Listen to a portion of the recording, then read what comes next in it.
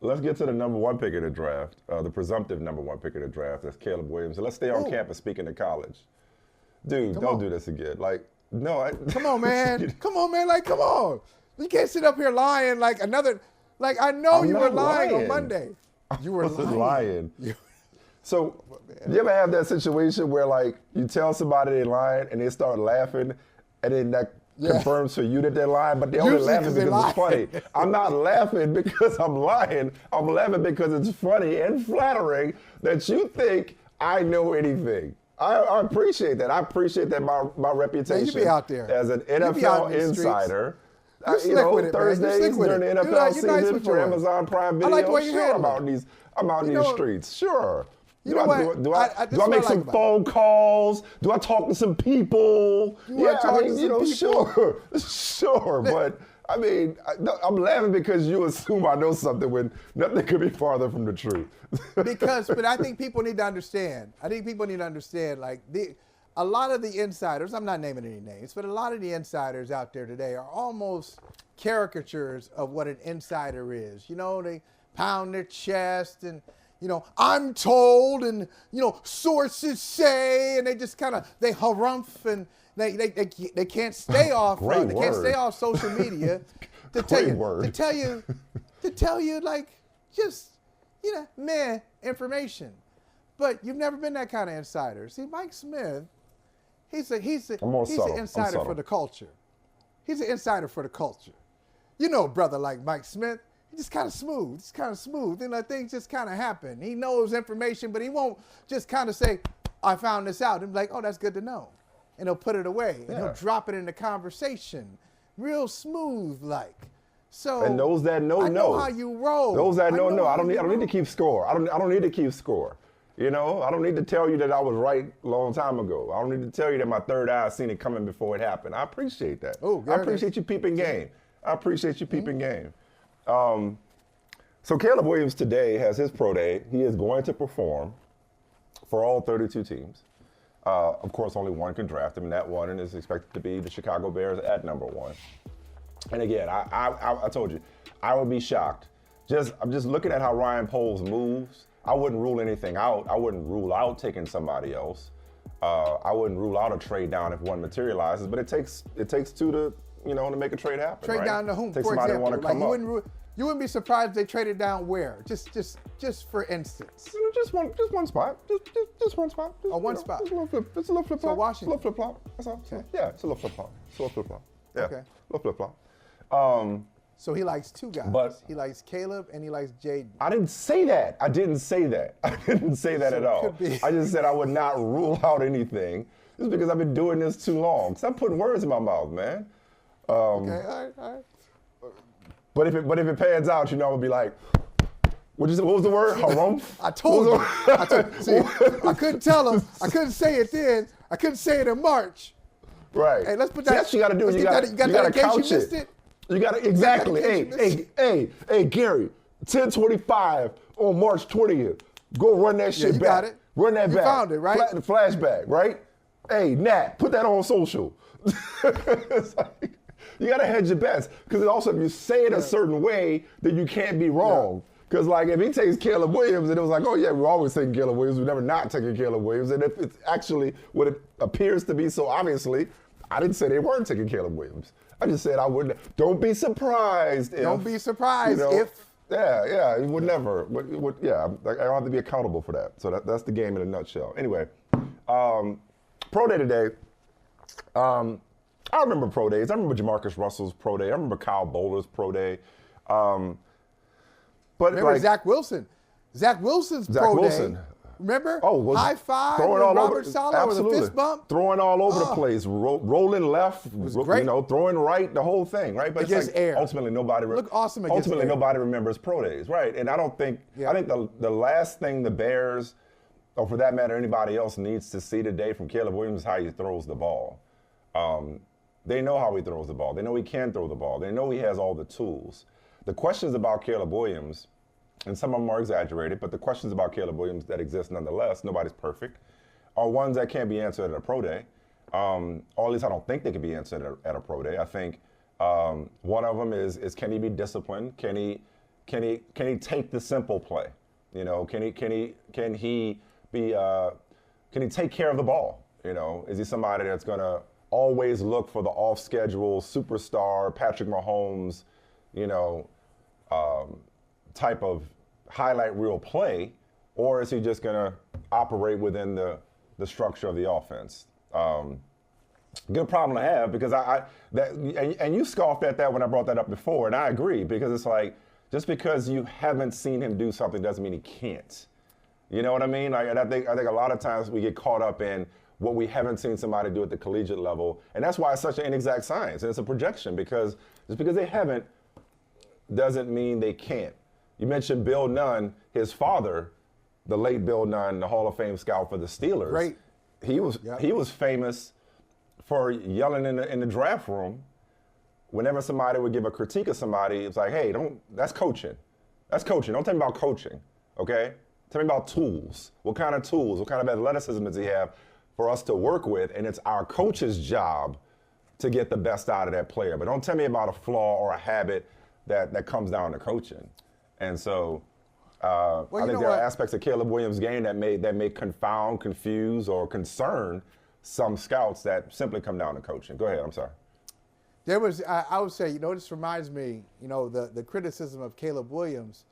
It really is a good problem to have. There was a book written on the Kansas City Chiefs, probably like 3 or 4 years ago. Really good book called Kingdom Quarterback. Mm-hmm. Of course. So Mahomes, Chiefs. But there's an anecdote in that book with Mahomes when he was his apprentice year, and he's sitting there watching Alex Smith do his thing, and they're in a quarterbacks meeting, and Brad Childress was an assistant coach with the Chiefs at the time, and Childress gives a quarterback test.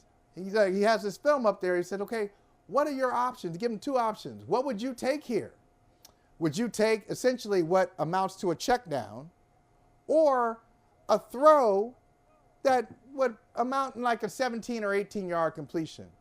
And Patrick Mahomes is looking at the film, and he's like, shit, I'll take the post, which is like 40 yards. Because he saw something that the coaches didn't see. He's like, no, I don't like, there ain't no binary thing. I don't like that. I don't like that. Right. I'm going there. And because I have the ability to do it. Now, that'll get you in trouble.